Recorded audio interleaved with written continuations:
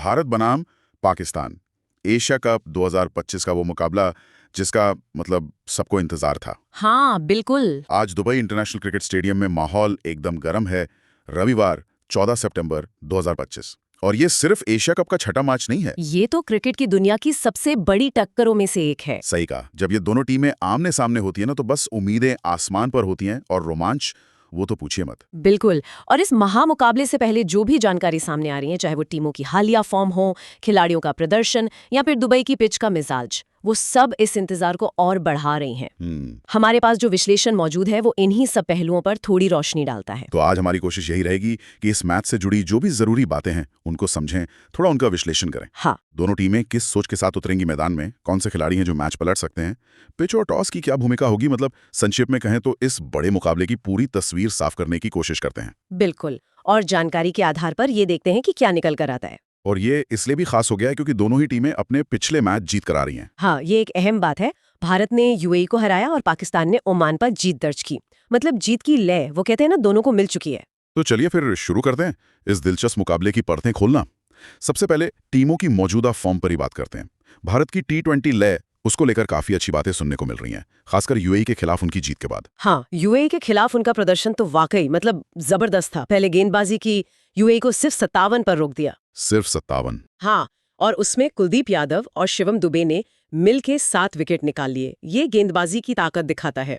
और फिर लक्ष्य का पीछा तो उन्होंने सिर्फ 4.3 ओवर में कर लिया, वो भी 9 विकेट बाकी थे। कमाल है, ये तो पूरी तरह से डोमिनेंस था। बिल्कुल था। लेकिन यहाँ एक चीज ध्यान रखनी होगी, यूएई एक एसोसिएट टीम है ना? हाँ। मतलब जो टीमें अभी फुल मेंबर नहीं है आईसीसी की, उनके सामने ऐसी जीत स्वाभाविक सी लगती है। ये पॉइंट है। अच्छा, दूसरी तरफ पाकिस्तान ने भी ओमान को हराया 93 रनों से। ये भी एक बड़ी जीत है। हाँ, 93 रन बहुत होते हैं T20 में। ये भी एक तरफा जीत ही कही जाएगी।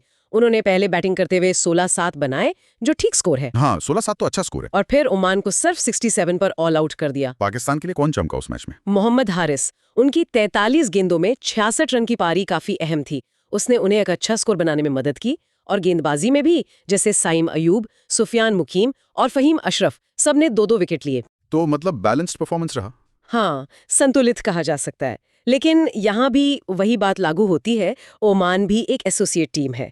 तो इन जीतों से आत्मविश्वास जरूर बढ़ा होगा, पर क्या ये भारत या पाकिस्तान जैसी मजबूत टीमों के सामने उनकी तैयारी का सही आईना है? शायद नहीं। यही सबसे बड़ा सवाल है ना। क्या भारत की वो प्रचंड फॉर्म जो यूए के खिलाफ दिखी, वो पाकिस्तान के कई ज्यादा मजबूत गेंदबाजी अटैक के सामने टिक पाएगी? ये देखने वाली बात होगी। पाकिस्तान की गेंदबाजी, खासकर उनका पेस अटैक, हमेशा से उनकी ताकत रही है। वो जिस तरह की चुनौती पेश कर सकते हैं, वो यूएई से बहुत बहुत अलग होगी। इसी तरह पाकिस्तान की बल्लेबाजी ओमान के खिलाफ 160 तक पहुंची, लेकिन उसमें मोहम्मद हारिस का योगदान बहुत बड़ा था। क्या वो भारत के गेंदबाजी आक्रमण, जिसमें बुमराह जैसे अनुभवी गेंदबाज हैं, उनके सामने सिर्फ एक बल्लेबाज पर निर्भर रह सकते हैं? मुझे लगता है उन्हें ज्यादा सामूहिक प्रयास की जरूरत होगी। दिलचस्प है। इसी प्रदर्शन और शायद हालिया T20 रिकॉर्ड को देखते हुए जो जानकारी है वो ये इशारा कर रही है कि भारत इस मैच में थोड़ा फेवरेट माना जा रहा है। हाँ, कुछ रिपोर्ट्स में ये बात है। उनकी निरंतरता एक वजह बताई जा रही है। यहां तक कहा जा रहा है कि पाकिस्तान को भारत की निडर लाइनअप को टक्कर देने के लिए अपना ए गेम खेलना होगा। ये निडर लाइनअप से क्या मतलब समझे? निडर लाइनअप, हाँ, ये आजकल क्रिकेट में काफी इस्तेमाल होता है। इसका मतलब अक्सर होता है कि बल्लेबाजी में बिना डरे अटैकिंग अप्रोच अपनाना, शायद पहली गेंद से ही हावी होने की कोशिश। अच्छा। भारत ने हाल के T20 मैचों में ऐसा करके दिखाया भी है। लेकिन भारत पाकिस्तान मैच सिर्फ स्किल का नहीं होता ना। हाँ, प्रेशर गेम है पूरा। बिल्कुल, ये दबाव झेलने का भी इम्तिहान होता है। यहाँ निडर होने का मतलब सिर्फ तेज खेलना नहीं, बल्कि मुश्किल पलों में शांत रहकर सही फैसले लेना भी है। क्या ये लाइनअप उस प्रेशर में भी निडर रह पाएगी? ये असली परीक्षा होगी। सही बात है। और पाकिस्तान का ए गेम, ओमान के खिलाफ प्रदर्शन को देखें तो उनका सर्वश्रेष्ठ खेल कैसा दिख सकता है? उनका ए गेम शायद एक मजबूत गेंदबाजी प्रदर्शन पर टिका होगा।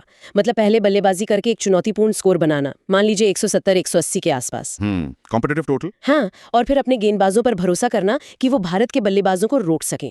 मोहम्मद हारिस की फॉर्म उनके लिए बोनस है, लेकिन उन्हें बाबर आजम, रिजवान जैसे सीनियर खिलाड़ियों से और मिडिल ऑर्डर से भी रन चाहिए होंगे। फिर गेंदबाजी में शुरुआती विकेट लेना और रन रेट पर कंट्रोल रखना, ये उनके ए गेम का हिस्सा होगा। ये तो हुई टीमों की फॉर्म और रणनीति की बात, लेकिन दुबई में सिर्फ फॉर्म ही नहीं, मैदान का मिजाज, मतलब पिच, वो भी बहुत मायने रखती है।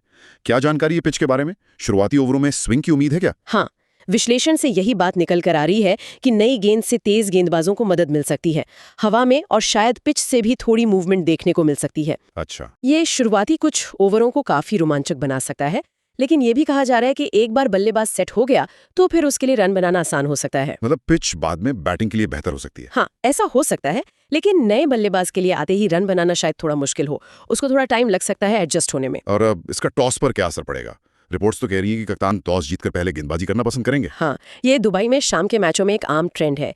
इसकी एक बड़ी वजह है ओस, मतलब ड्यू फैक्टर। ड्यू, हाँ। दूसरी पारी में जब ओस गिरती है तो गेंद गीली हो जाती है। इससे स्पिनरों के लिए ग्रिप करना मुश्किल होता है, फील्डिंग टीम के लिए भी गेंद को संभालना मुश्किल हो जाता है, और गेंद बल्ले पर भी ज्यादा आसानी से आती है। तो चेस करना आसान हो जाता है। विकेट लेने के लिहाज से नहीं, बल्कि पाकिस्तान पर शुरुआती दबाव बनाने के लिए भी बहुत ही अहम होगा। बिल्कुल, अगर पिच से मदद है तो बुमराह नई गेंद से बहुत खतरनाक हो सकते हैं।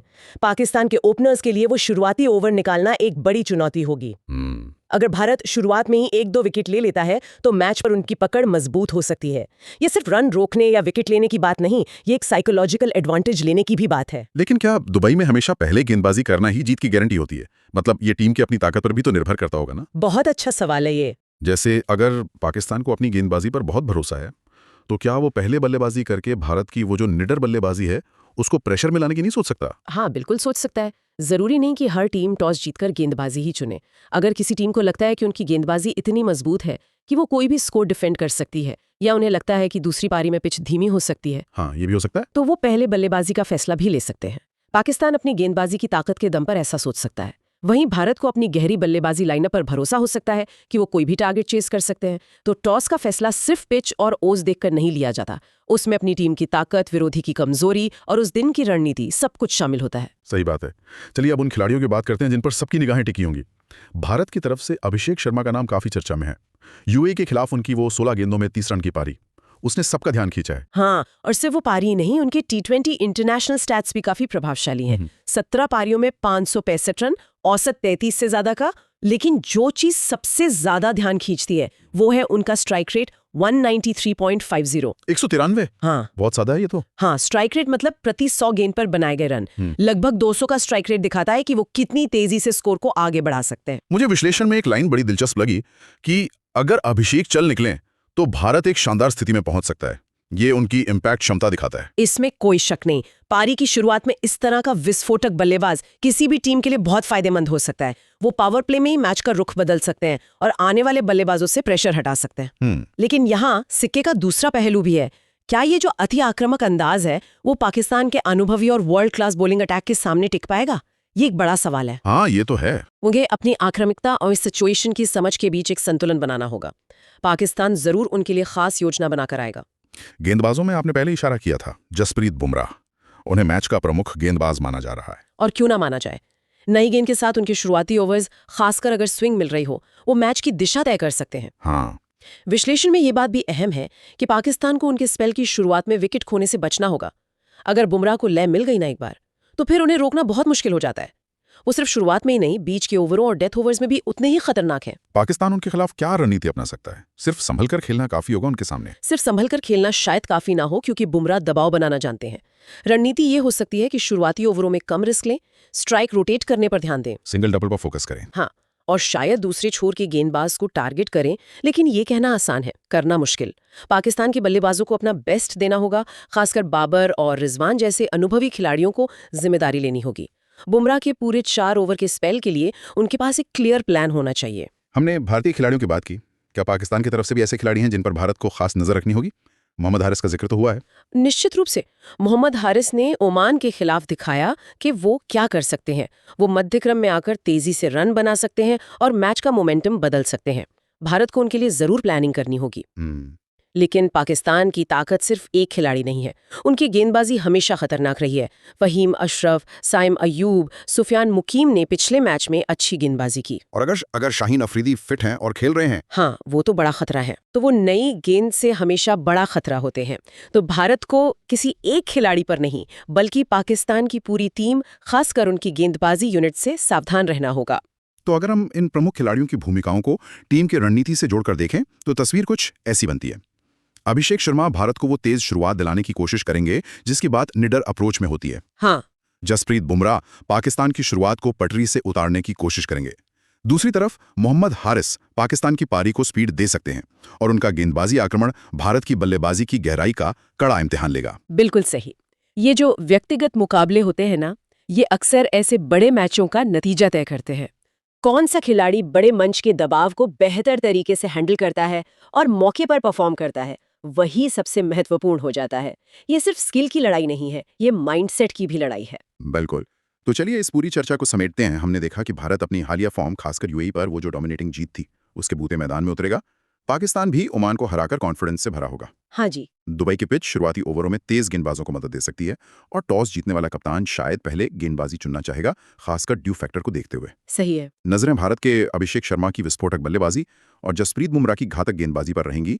वहीं पाकिस्तान के लिए मोहम्मद हारिस और उनका गेंदबाजी आक्रमण अहम साबित हो सकता है। और जब हम इन सभी कड़ियों को जोड़ते हैं, फॉर्म, पिच, टॉस, खिलाड़ी, तो ये समझना जरूरी है कि ये सब आपस में जुड़े हुए हैं। कागजों पर भले ही भारत अपनी हालिया निरंतरता और शायद थोड़ी ज्यादा संतुलित टीम के कारण हल्का सा फेवरेट लगे, लेकिन भारत पाकिस्तान मुकाबले की यही खासियत है कि ये कभी भी कागजी समीकरणों के हिसाब से नहीं चलता। प्रेशर, जुनून और मौके पर परफॉर्म करने की क्षमता यहाँ ज्यादा मायने रखती है। सही कहा। इस मैच का नतीजा सिर्फ 2 अंक तय नहीं करेगा, ये एशिया कप में आगे के सफर के लिए लय और आत्मविश्वास भी तय करेगा। ये सिर्फ एक मैच नहीं, ये प्रतिष्ठा की लड़ाई भी है। और जाते जाते सुनने वालों के लिए एक सवाल छोड़ जाते हैं जो हमारी चर्चा और विश्लेषण पर ही आधारित है। इतने बड़े मुकाबले, इस ऐतिहासिक प्रतिद्वंदिता और इतने ज्यादा प्रेशर को देखते हुए क्या किसी टीम की हालिया फॉर्म या पिछले मैच के नतीजे एशिया कप वाकई मैच के दिन उतने मायने रखते हैं जितनी खिलाड़ियों की मानसिक मजबूती और दबाव झेलने की काबिलियत? हाँ, बिल्कुल भी सोचा जा सकता है कि जिन स्टार खिलाड़ियों का हमने जिक्र किया, अभिषेक, बुमराह, हारिस, 14 शाहीन अगर खेले, 2025, इनके अलावा ये सिर्फ दोनों एशिया टीमों कप में का छठा वो मैच कौन सा नहीं है। गुमनाम ये तो चेहरा, क्रिकेट कौन की सा दुनिया की unsung hero सबसे हो सकता बड़ी है, टक्करों जो में से आज एक है। अचानक सही से कहा। उभरकर जब ये मैच दोनों का टीमें पासा आमने पलटते। सामने होती अक्सर हैं तो ऐसे बस मुकाबलों की उम्मीदें कहानी आसमान कोई पर होती हैं और अप्रत्याशित खिलाड़ी ही रोमांच लिखता है। वो तो पूछिए मत। बिल्कुल। और इस महामुकाबले से पहले जो भी